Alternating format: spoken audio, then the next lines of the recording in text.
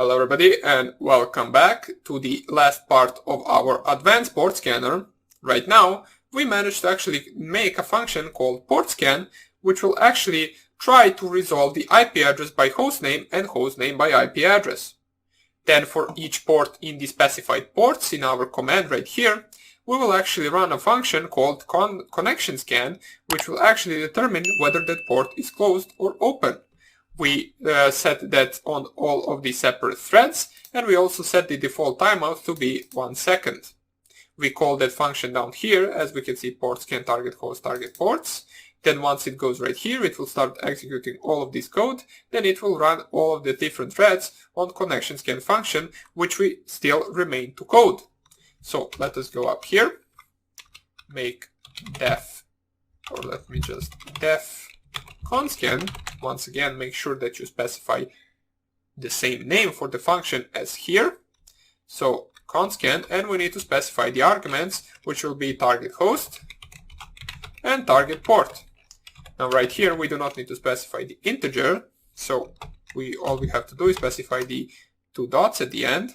And right now we will actually try to perform the same thing that we actually did in the previous programs, which is just trying to connect.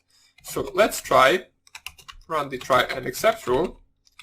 In the try rule, we will actually try to make a socket. So let's make a sock object, which will actually try, or not try, we need to actually make it to be, first of all, the IPv4, so AF_INET, and then sock stream for the TCP. Now in the previous programs, you remember that this was like this, so socket.af9net and socket.sockstream, as well as this was socket.socket. Well, it is not in this case because, as I said in the previous videos, we imported it like this, so we do not need to specify the first socket part in all of those functions. So it is easier to just write one socket and not twice socket. So let me delete all of this, since we don't need it, since we imported the library as from socket import everything. And basically we will now try to connect to those ports. So we can just perform sock.connect, or open 2 brackets, close 2 brackets, and between we need to specify the target host and we need to specify the target port. So this is all we actually need to do in order to perform the trying of the connection. All we have to do right now is also print whether that port is closed or open. So print, if it manages to connect, we will print, let's print it like this, so %d for the integer, then slash, and we will just type it right here, so TCP, so we know that the port is scanned with TCP, open. Let's add the capital O, maybe it looks better. I don't even know, you can write anything you want right here, and we need to specify the percentage and then target port, so we know which variable we need to specify instead of the %d. And let's add space right here. And in the except rule, all we have to do is actually print %d TCP closed. And close the quotes and then add the percentage and then target port. And finally, we need to print connection.closed or sock.close. We want to close the connection so our program can close successfully, so sock.close. And this is our entire program. So if we coded everything correctly, which I believe we did, this right now should actually be able to scan our Windows 10 machine or basically any other website that you want to scan. So let us Control O this.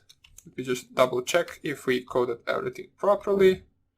Everything should be good to go. So Control X to exit. And right now, if I just type here advanced scanner, you can see that we actually have, oh, I'm missing the double equal down here. So right here, make sure to specify double equal always, since one equal actually means that you're adding the value to a variable, and double equals basically checks whether these two are actually equal. So let's Control O, then Control X.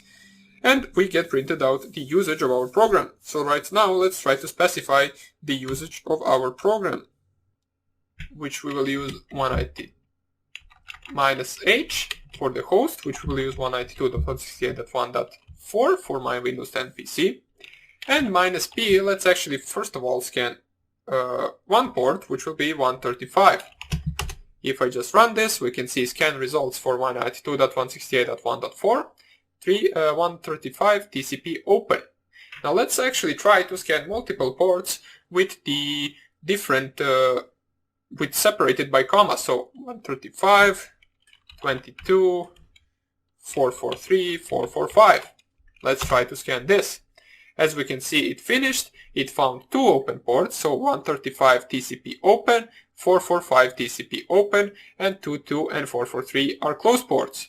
So as we can see, it finished relatively fast, and it also prints out in the nice manner whether the port is closed or open.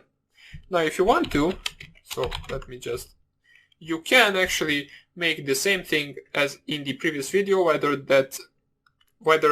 the print statements will be printed out in red or green, whether the port is closed or open, but I will not be doing that right now since I already showed you how to do it. Just make sure that you need to run it afterwards with Python 3, since the term color library that we used in the previous videos is actually only in Python 3. And the print statement is different in Python 3, everything else I believe will stay the same, but if you want to print, the difference in printing in Python 3 and Python 2 is, for example, let me just show you. In Python 2 you can just specify it like this, so print hello, and in Python 3 you will need to specify it like this, print hello. You need to specify all of the print statements between the brackets. So let me just delete this since we do not need it. Let us now try to actually scan a website. So let's actually try to scan for one port. So let's try to scan for 135, the website, which is this one. Now you can specify any website you want, and you just basically select it right there. You select the port, and let's see whether that port is closed or open. Now I hope I specified the correct name. Scan results for this IP address. As we can see, it successfully resolved the IP address of this website. Now we can check it out by copying the website and using NSLOOKUP, which is a program that is already pre-installed in Kali Linux, to see whether the IP addresses do match. And as we can see, they do match indeed. So the IP address for this host right here is this one. And also the port that we scanned is actually a closed port. So our program works really well. Basically, this is the only thing we can actually do with the ports. We can scan them, but in the next videos we can actually try to see whether some of those ports will return something back to us. Now sometimes whether, for example, the port is 22, which is SSH, or 21 for the FTP, the software running on those open ports can actually return a banner from the version of those software running. So we can actually see what version of software is running on a certain open port. But in order for us to do that, I will show you in the next video how we can actually install a virtual machine, which is called Metasploitable. We'll use Metasploitable 2 in order to have something to scan and in order to have something to attack in the future videos. So hope you enjoyed this video, and I hope I see you in the next one. Bye!